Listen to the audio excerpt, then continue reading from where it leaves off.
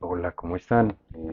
Bueno, bienvenidos a otro episodio de Funny Microeconomics, que Funny no tiene nada, ya no. Vamos a contestándole a uno de nuestros queridos suscriptores. Entonces vamos a hacer un video de la elasticidad, o las elasticidades mejor, ¿sí? Las elasticidades de las demandas marshallianas, ¿sí? De las demandas marshallianas. Vamos a tratar de que sea corto pero sustancioso. Listo. Eh, Estoy listo. Para ahorrar un poquito de tiempo, tiempo en televisión es muy corto, vamos a partir de este problema. Ustedes ya se saben esto de memoria. ¿Sí? El típico problema de maximización de la utilidad, que es el que arroja, obviamente, las demandas marshallianas. ¿Sí? Sujeto a la restricción de presupuesto. Entonces, bueno, eso en videos anteriores ustedes ya yo creo que están mamados de, de resolver esa Cobb Douglas, pero listo, no importa. En videos anteriores está como se resuelve y toda la cosa. Entonces vamos a decir, o sabemos mejor, que la demanda marshalliana, por ejemplo, de X1, en el caso de la Cobb Douglas, en el caso de que la función de utilidad sea una Cobb Douglas, es esta. Y sabemos también que X2, en el caso de la Cobb Douglas, es beta M sobre alfa más beta P2. Listo. Entonces vamos a calcular inicialmente, vamos a calcular la elasticidad precio de la demanda. Elasticidad precio de la demanda. Listo. Ojo pues, eso ya yo sé que ya lo saben, pero ¿qué es la elasticidad precio de la demanda? Es la sensibilidad de la cantidad demandada de un bien cuando cambia su precio. ¿Sí? Esas variaciones están en términos porcentuales y se representa con la siguiente fórmula. Vamos a ponerla así explícita para indicar qué es lo que estamos haciendo. Vamos a calcular la elasticidad precio de la demanda para X1, ¿sí? Es decir, vamos a mirar cómo cambiaría la demanda de X1 cuando cambia el precio del bien, es decir, de X1. Eso es lo que señalan, indican los subíndices. La fórmula es simplemente la derivada parcial de X1, que depende de P1, P2 y M, con respecto a P1, multiplicado por P1 sobre X1, ¿cierto? Que depende de P1, P2 y M. Listo. Esa es la fórmula. Entonces, manos a la obra. Esto es, eh, esto es igual. Entonces, ¿cuál es la derivada parcial de X1 con respecto a P1? Entonces vamos a hacer como la fácil, vamos a hacer la trampa. Dejo quieto a alfa M, alfa más beta. ¿Sí? Y aquí quedaría 1 sobre P1. Lo estoy simplemente reescribiendo. ¿Sí? Y ya no sabemos de memoria que la derivada de 1 sobre P1 con respecto a P1 es simplemente, la voy a poner por acá, es simplemente menos 1 sobre P1 al cuadrado. ¿Sí? Eso es esto, la derivada de 1 sobre X, ya la sabemos, es menos 1 sobre X al cuadrado. Entonces así mismo pasa con la de P1. Listo. Bueno. Y eso va multiplicado. Esta es la primera parte de la expresión. Esta es la primera parte de la expresión. Y eso va a ir multiplicado por P1 sobre X1. ¿Pero qué es X1? Alfa M sobre alfa más beta P1. ¿Listo? Entonces si reescribimos eso, tendríamos algo así. X1 P1, esto es igual a menos alfa M sobre alfa más beta de 1 al cuadrado por, si hago producto de extremos, el producto de medios, o ley de la oreja, como le conocemos en Colombia, queda lo siguiente, queda P1 al cuadrado por alfa más beta sobre alfa M. Entonces empecemos a cancelar ahí de todo, ¿sí? Ok, esto es alfa M con alfa M se van, este P1 al cuadrado con este P1 al cuadrado se va, y alfa más beta con este alfa más beta se van, dejando en pelota, pues, o dejando limpio eso. ¿Qué me quedó? Menos 1. La elasticidad precio de la demanda es menos 1. Ustedes pueden hacer, lo que voy a hacer yo aquí es para P1, pues para X1, perdón. Ustedes lo pueden hacer para X2 de la misma forma. Esto quiere decir que la demanda precio, o la elasticidad precio de la demanda mejor, de X1 con respecto a P1 es unitaria. Unitaria. Entonces, ¿qué carajos quiere decir eso en términos criollos? Que si el precio se incrementa, por ejemplo, en un 10%, el precio del bien 1 se incrementa en un 10%, las cantidades demandadas de ese bien van a disminuir exactamente en 10%. Esa es la sensibilidad de X1, ¿sí? Del bien X1, de la cantidad demandada de X1 con respecto a su precio. Ahora, ¿qué sigue?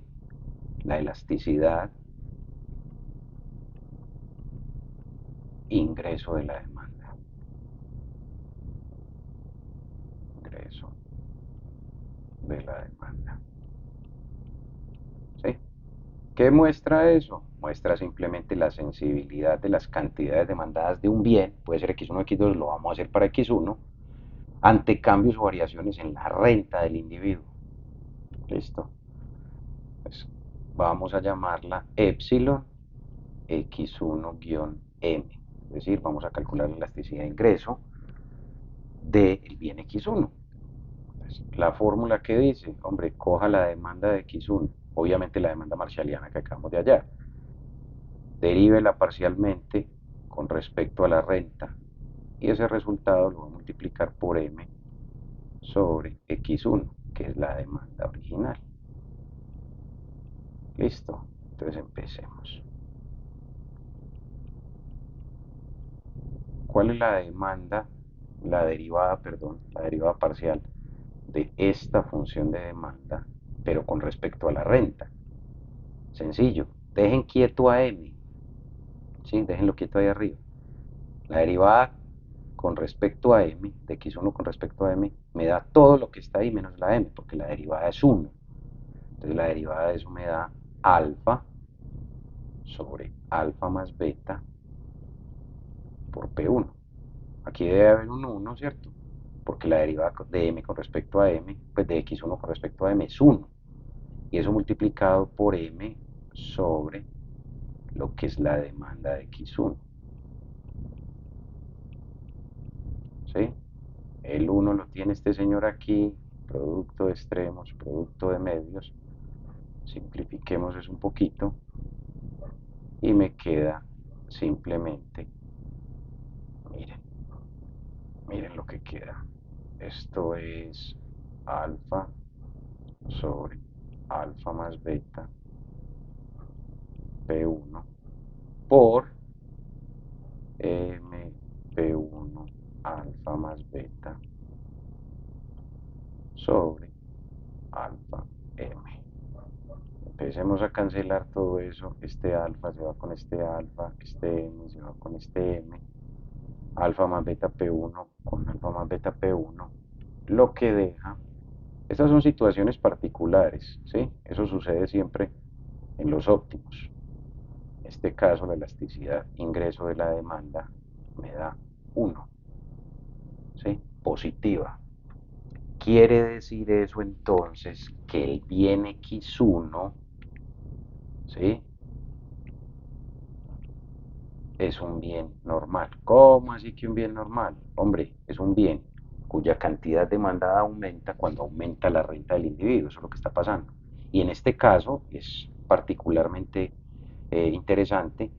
Si la renta del individuo aumenta en un 10%, la cantidad demandada de ese bien va a aumentar en un 10%.